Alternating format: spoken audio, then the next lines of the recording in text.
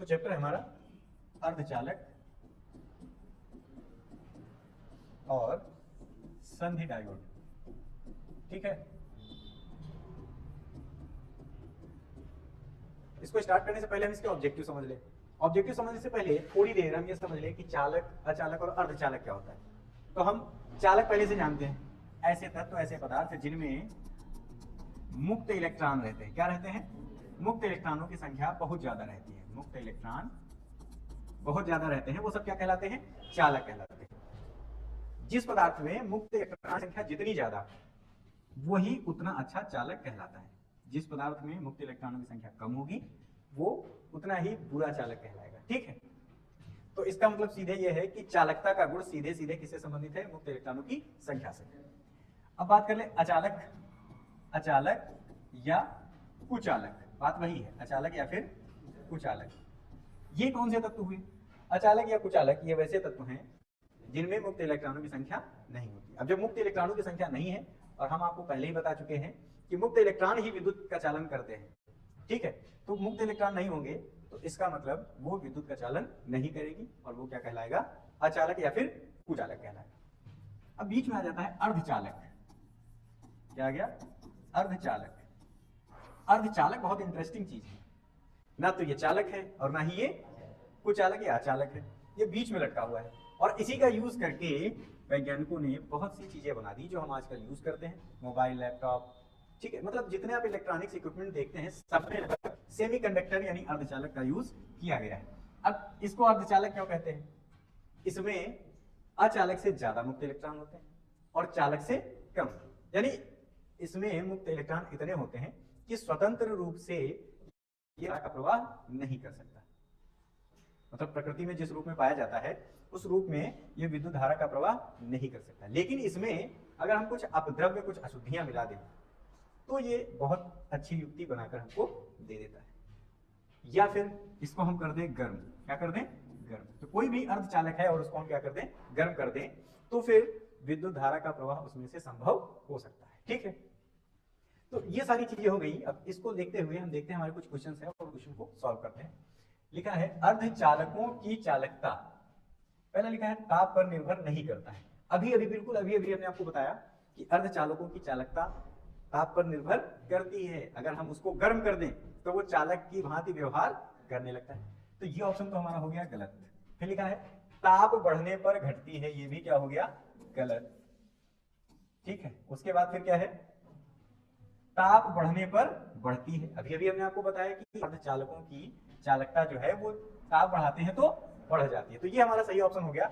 इसका मतलब चौथा भी क्या हो जाएगा? गलत हो जाएगा। ठीक है, तो इस तरीके से हम एक चीज समझ गए कि जो अर्धचालक होते हैं उनका ताप बढ़ाएंगे तो उनकी चालकता अपने आप बढ़ जाएगी। ठीक है, उसके बाद जो हमारा नेक्स्ट क्वेश्चन है, नेक्स्ट क्वेश्चन कह रहा है अर्धचालकों में विद्युत चालन होता है।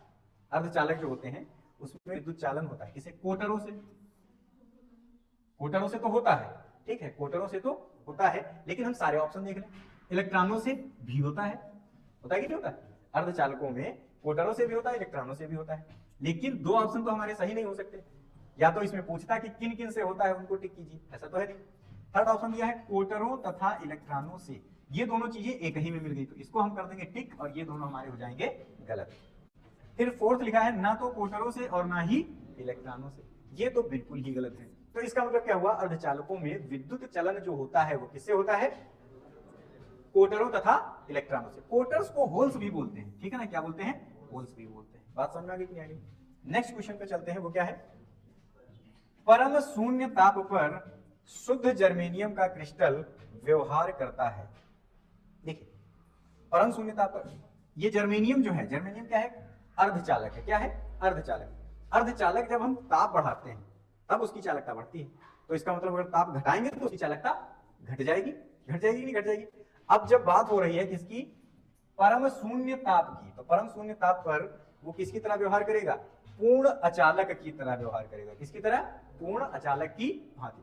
क्योंकि अगर गर्म कर रहे थे तो पूर्ण चालक या चालक की तरह व्यवहार करने लगता है, लेकिन हम क्या कर रहे हैं? कम कर रहे हैं, तो पूर्ण अचालक की भांति वो व्यवहार करेगा। ठीक है, उसके बाद अगला क्वेश्चन है पी प्रकार का अर्धचालक बनाने के लिए शुद्ध जर्मेनियम में मिलाया जाने वाला अपद्रव्य है।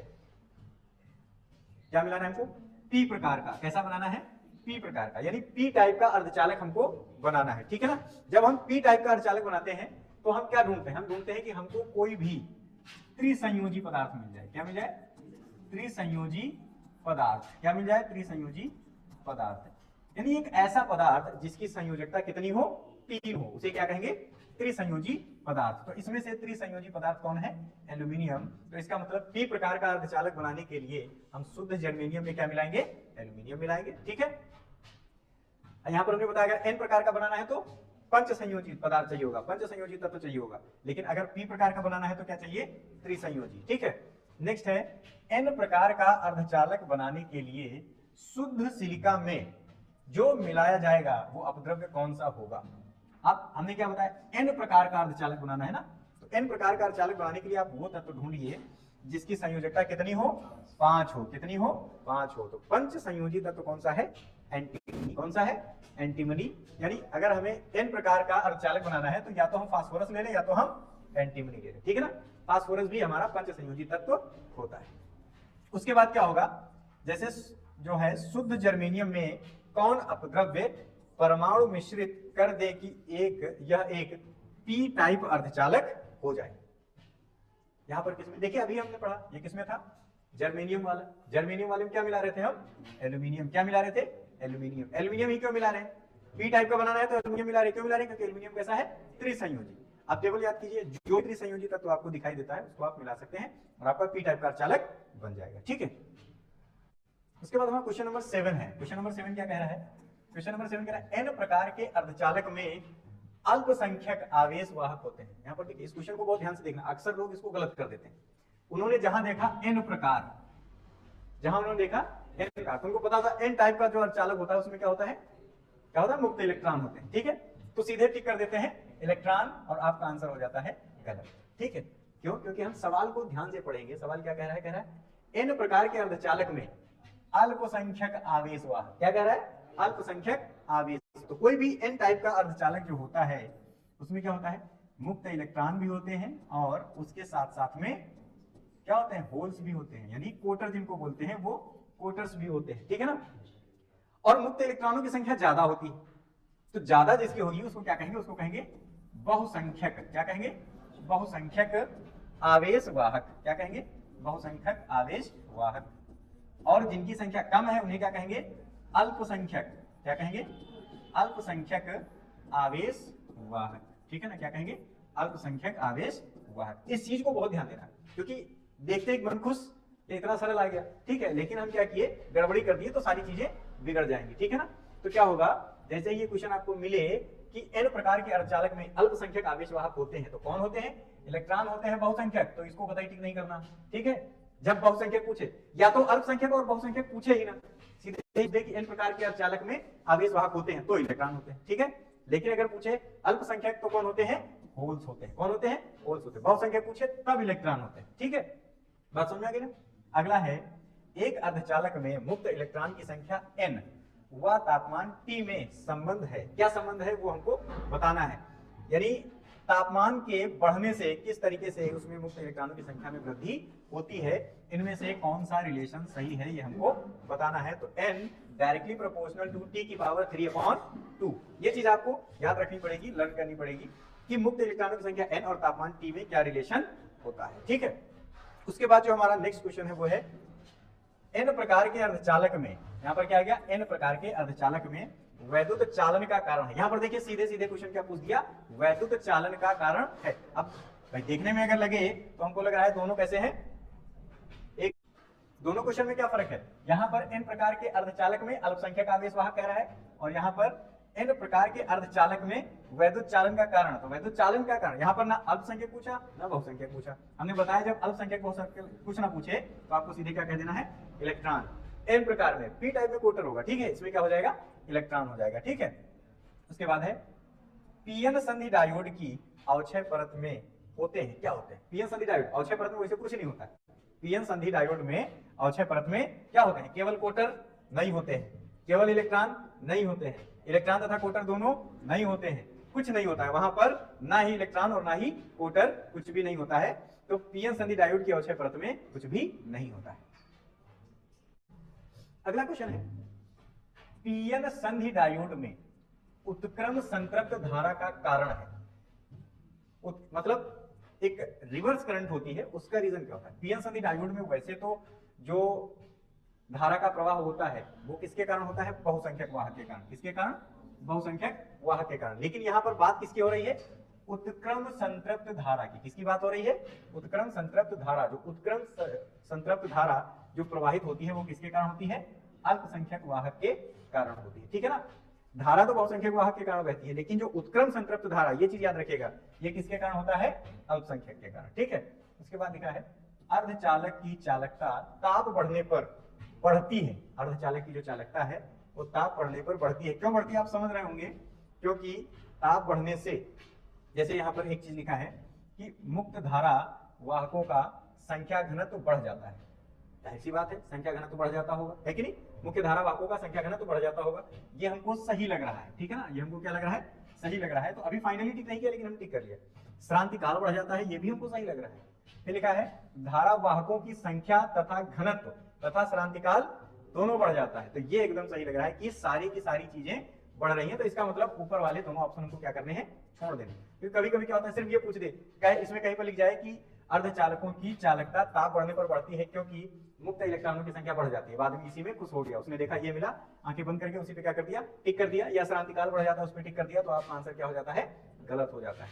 आपने सही गेस किया है, या आपको जानकारी है वो सही है, लेकिन आपको ये भी देखना है कि क्या क्या हो रहा है। सारी चीजें, धारा वाहकों का संख्या घनत्व तथा श्रांतिकाल दोनों बढ़ जाते हैं। संख्या घनत्व बढ़ रहा है मतलब इलेक्ट्रॉनों की संख्या बढ़ रही है। ठीक है। फिर है, जैसे चौथा दिया है, धारा वाहकों का संख्या घनत्व बढ़ जाता है, श्रांतिकाल घट जाता है। यही से गलत हो गया। ठीक है ना? तो यहां से हमारा कौन सा हो जाएगा? आंसर नंबर 3 वाला। ठीक है।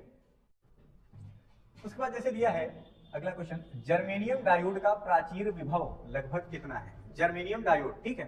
तो अलग अलग डायोड का प्राचीर विभव अलग अलग होता है। तो अगर कोई डायोड जर्मेनियम का बना है तो उसका कितना होगा?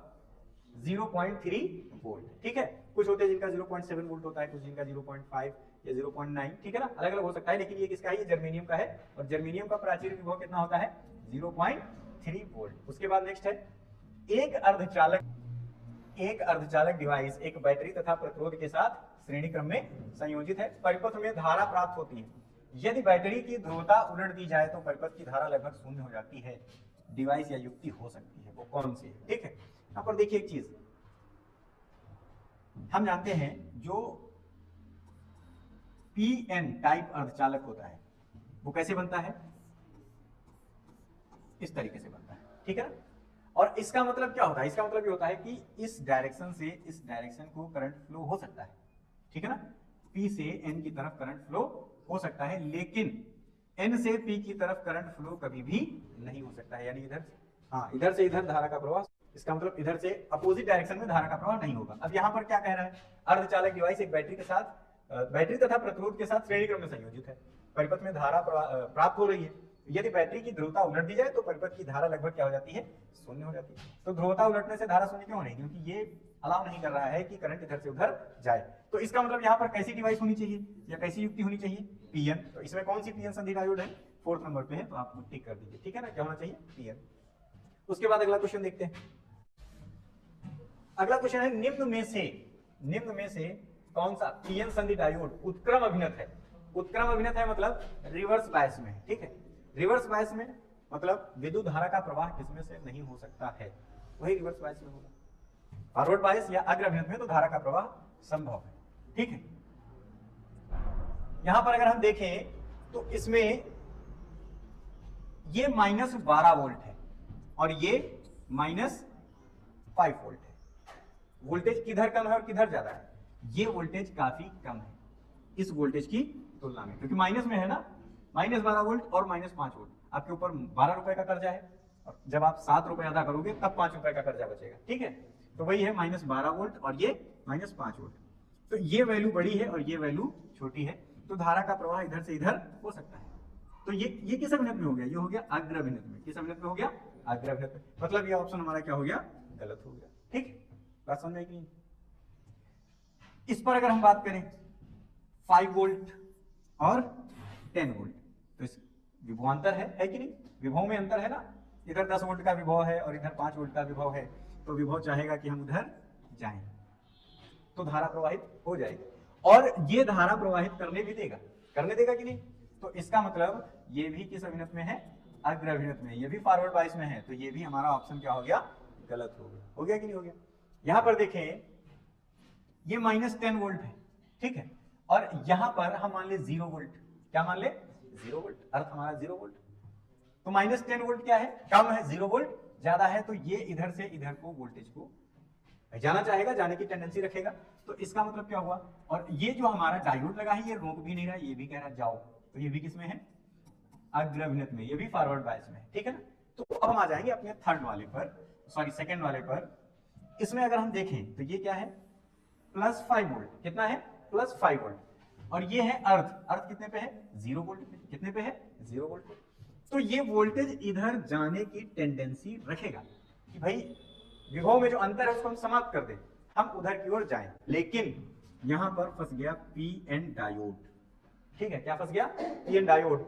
और ये पीएन डायोड अगर धारा का प्रवाह इधर से इधर होता तब तो करने देता, कहता जाइए, क्योंकि धारा का प्रवाह पी सिरे से एन सिरे की ओर हो सकता है, लेकिन पीएन डायोड में धारा का प्रवाह एन सिरे से पी सिरे की ओर नहीं हो सकता है। इसका मतलब ये वाला ऑप्शन भी गलत था, लेकिन ये वाला ऑप्शन हमारा क्या हो जाएगा, सही हो जाएगा, ठीक है ना। ये किसमें आ गया, रिवर्स बायस में आ गया, बात समझ में आ गई कि नहीं आ गई। तो यहां पर ये हमारा क्वेश्चन नंबर 15 भी हो गया, आगे बढ़ते हैं। उसके बाद क्वेश्चन नंबर 16 आ जाएगा, थोड़ा सा आर्सेनिक सिलिकॉन में मिलाने पर उसकी चालकता, भाई थोड़ा सा आर्सेनिक किसमें मिला रहे हैं, सिलिकॉन में मिलाने पर उसकी चालकता क्या होगी। देखिए आर्सेनिक किसमें मिला रहे हैं, सिलिकॉन, यानी अर्धचालक में हम अपद्रव्य मिला रहे हैं, अर्धचालक में अपद्रव्य मिला रहे हैं। और हमने प्रारंभ में ही पढ़ा है कि अर्धचालक में जब हम अपद्रव्य मिला देते हैं तो वो चालक की भांति व्यवहार करने लगता है, यानी एक यूजफुल डिवाइस बन जाता है, तो उसकी चालकता क्या होती है, बढ़ जाती है, घटती तो है ही नहीं, अपरिवर्तित तो रह ही नहीं सकती, शून्य हो जाती है, ये भी गलत, सीधे क्या होगा, बढ़ जाती है, ठीक है। अगला क्वेश्चन है 17वां, 0 केल्विन ताप पर शुद्ध अर्धचालक होता है। देखिए अर्धचालक को हमने बताया जब हम गर्म करते हैं तो उसकी चालकता बढ़ती है, और ठंडा कर दें तो उसकी चालकता घटती है, और 0 केल्विन ताप पर शुद्ध अर्धचालक जो होता है वो कैसा होता है, विद्युत रोधी, कैसा होता है, विद्युत रोधी, यानी उसकी चालकता खत्म, वो विद्युत रोधी तत्व की तरह व्यवहार करने लगता है। इसलिए देखा होगा टेम्परेचर बढ़ने पर कुछ चीजें बहुत अच्छे से काम करने लगती हैं और कुछ चीजें काम करना बिल्कुल बंद कर देती है, ठीक है। जैसे आपने कंप्यूटर वगैरह में देखा होगा सप्लाई होती है, क्या होती है, सप्लाई, ठीक है ना। जब बहुत ज्यादा ठंडक पड़ती है तो कंप्यूटर ऑन होगा, थोड़ी देर में बंद हो जाएगा, हो सकता है ऑन ही ना हो। तो ऐसा क्यों होता है, जब टेम्परेचर बहुत ज्यादा कम होता है तो उसकी चालकता बहुत कम हो जाती है, उसकी क्रियाशीलता बहुत कम हो जाती है, तो वो अपना काम करना बंद कर देता है। नेक्स्ट है 18, अर्धचालक में संयोजकता बैंड तथा चालन बैंड के बीच ऊर्जा अंतराल होता है। अर्धचालक में संयोजकता बैंड तथा चालन बैंड के बीच ऊर्जा अंतराल होता है, वो कितना होता है वो हमको देखना है, ठीक। तो यहाँ पर अर्धचालक में संयोजकता बैंड तथा चालन बैंड के बीच ऊर्जा अंतराल कितना होता है, 1 इलेक्ट्रॉन वोल्ट, कितना होता है, 1 इलेक्ट्रॉन वोल्ट। आपने इसका डेडिकेटेड क्वेश्चन भी है, क्वेश्चन नंबर 6, जब आप देखेंगे तो आपको पता चलेगा। उसके बाद आता है नेक्स्ट क्वेश्चन, प्रतिदर्श पीएन संधि डायोड में कौन सा अग्र अभिनत है, कौन सा फॉरवर्ड बायस में, ठीक है। तो या तो एग्जैक्ट हमको पता हो कि कौन सा अग्र अभिनत है, और अगर अग्र अभिनत और पश्च अभिनत अभी तक हमने नहीं पढ़ा है तो उसको भी देख लेंगे। लेकिन यहाँ पर हमने आपको क्या बताया था कि पीएन संधि डायोड में धारा का प्रवाह पी से एन की तरफ हो सकता है, ठीक है, पी से एन की तरफ हो सकता है, एन से पी की तरफ नहीं हो सकता है। और अगर हो रहा है तो वो अग्र अभिनत में, नहीं हो पा रहा है तो वो पश्च अभिनत में, उत्क्रम अभिनत में, रिवर्स बायस में हो जाएगा, क्योंकि हमने आपको क्या बताया था, ये पी है और ये एन है, ठीक है। तो अगर करंट फ्लो इधर से इधर की डायरेक्शन में हो रहा है तो मतलब वो अग्र अभिनत में है, किसमें है, अग्र अभिनत में, ठीक है। तो यहां पर देखेंगे सबसे पहले हम अपने फोर्थ, जो हमारा फोर्थ है उसको देखें, तो यहां पर +10 वोल्ट विभवांतर है, और यहां पर अर्थ है, अर्थ मतलब कितना है, 0 वोल्ट विभवांतर, अर्थ मतलब 0 वोल्ट विभवांतर। तो धारा का प्रवाह इधर से इधर जाने की टेंडेंसी रखेगा, क्योंकि वोल्टेज इधर ज्यादा है, वोल्टेज इधर कम है, इधर वोल्टेज ज्यादा है और इधर वोल्टेज कम है, तो वोल्टेज इधर से इधर ट्रांसफर होगा, यानी धारा का प्रवाह इधर से इस डायरेक्शन में होना चाहेगा, लेकिन नहीं हो पाएगा, क्यों, क्योंकि यहाँ पर एन है और यहाँ पर पी है, और हम जानते हैं कि इस डायरेक्शन में करंट फ्लो नहीं होता है। तो इसका मतलब ये किस अभिनत में है, उत्क्रम अभिनत में, किस अभिनत में है, उत्क्रम अभिनत में। तो ये हमारा ऑप्शन क्या हो गया, गलत हो गया। सेकंड पे आ जाए अगर हम, तो ये माइनस है और ये 0 है। ये माइनस का 5 वोल्ट है और ये कितना है 0 है, तो 0 तो ज्यादा हुआ माइनस के 5 से, तो करंट फ्लो होने की टेंडेंसी इस डायरेक्शन में रहेगी। लेकिन यहाँ पर भी वही समस्या, ये जो खड़ी डंडी है ये n है और ये p है, और हम जानते हैं धारा का प्रवाह p से n की तरफ हो सकता है, n से p की तरफ नहीं हो सकता। n से p की तरफ रिवर्स बाइस में होता है, तो ये रिवर्स बाइस में है, अग्र अभिनत में तो ये है नहीं। सेकंड पे आते हैं, तो सेकंड को देखें, ये कितना है -10 वोल्ट और यहाँ पर क्या है अर्थिंग है, अर्थिंग मतलब 0, तो ये इधर से इधर की ओर जाने की टेंडेंसी रखेगा, रखेगा कि नहीं रखेगा, रखेगा ना, सॉरी उल्टा हो गया, इधर से इधर नहीं, इधर से इधर को आने की टेंडेंसी रखेगा, क्योंकि 0 से किधर आएगा -10 की तरफ। लेकिन यहां भी सेम प्रॉब्लम, ये n हो गया और ये p हो गया, n से p की तरफ करंट फ्लो नहीं कर पाएगा, तो ये भी रिवर्स बाइस में हुआ। तो 3 रिवर्स बाइस में हो गए, इसका मतलब जो बचा है वो किस बाइस में है, फॉरवर्ड बाइस में है। क्यों, क्योंकि ये -10 वोल्ट है और ये 0 वोल्ट है, ये अर्थ है ना, अर्थ क्या होता है, अर्थिंग हमारे हमेशा कैसे रहती है 0 वोल्ट में, तो वोल्टेज या करंट फ्लो होने की टेंडेंसी इधर से इधर को रहेगी। और ये P है और ये N है, और हम जानते हैं P से N की तरफ करंट का फ्लो हो जाता है, तो ये कैसा हो जाएगा, अग्र अभिनत, कैसा हो जाएगा, अग्र अभिनत। ये यहाँ पर हमारा फॉरवर्ड बायस हो गया, ठीक है।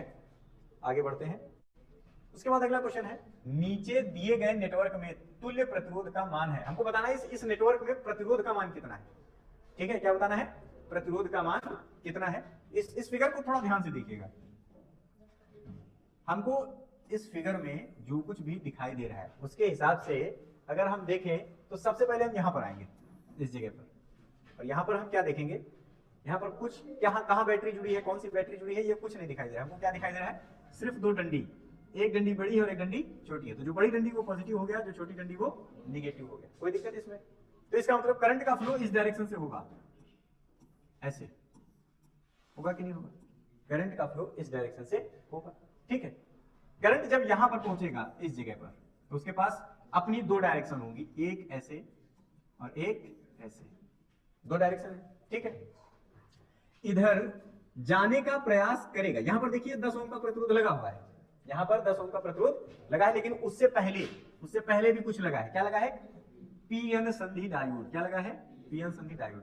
तो ये जो करंट इधर से इधर को जा रहा था, इस डायरेक्शन से इस डायरेक्शन की ओर जा रहा था, जब वो यहां पहुंचेगा तो उसने देखा यहां पर तो पीएन संधि डायोड लगा है, मतलब एन से पी की तरफ करंट फ्लो नहीं हो सकता, इधर से इधर को करंट फ्लो नहीं हो सकता, तो इधर तो कोई करंट गई ही नहीं, तो फिर जितनी करंट थी वो टोटल किधर से गई, इसी डायरेक्शन से गई। और इस करंट के मार्ग में केवल और केवल एक प्रतिरोध पड़ा, और फिर करंट फ्लो होकर यहां गई, पड़ा कि नहीं पड़ा, इस करंट के मार्ग में केवल एक प्रतिरोध पड़ा। अगर इधर से जा भी रही है तो यहाँ पर पहुंच के उसने देखा कि इधर से तो खुद ही करंट आ रही, तो ये तो वापस हो गया ना, तो इसके मार्ग में केवल और केवल एक प्रतिरोध पड़ा, और उस प्रतिरोध की वैल्यू कितनी है, 10 ओम, कितनी है, 10 ओम। तो इसका आंसर क्या हो जाएगा, 10 ओम। बात समझ में आ गया कि नहीं आ गया। तो ये दुनिया भर का देख के कंफ्यूज नहीं होना है, सीधे हम आएंगे, अपना लॉजिक लगाएंगे और हमको आंसर मिल जाएगा। उसके बाद क्या हुआ, नेक्स्ट क्वेश्चन है, जब शुद्ध अर्धचालक में अशुद्धि का अपमिश्रण किया जाता है, अशुद्धि का अपमिश्रण किया है, अशुद्धि मतलब कूड़ा कचरा नहीं डाल देते हैं, अशुद्धि मतलब उसमें पंच संयोजी या त्रिसंयोजी तत्व मिलाए जाते हैं, उसी को अशुद्धि कहते हैं। अपमिश्रण मतलब मिलाया जाता है। तो अर्धचालक की चालकता पर क्या प्रभाव पड़ता है, ऑब्वियस सी बात है, क्या होता है, बढ़ती है, फायदे के लिए ही तो कुछ करेंगे, तो अर्धचालक की चालकता क्या होगी, बढ़ेगी, बाकी सारे आपके ऑप्शन गलत। नेक्स्ट है, एक आदर्श पीएन संधि के अग्र दिशिक वायस एवं पश्च दिशिक वायस की दशा में प्रतिरोध क्रमशः होंगे।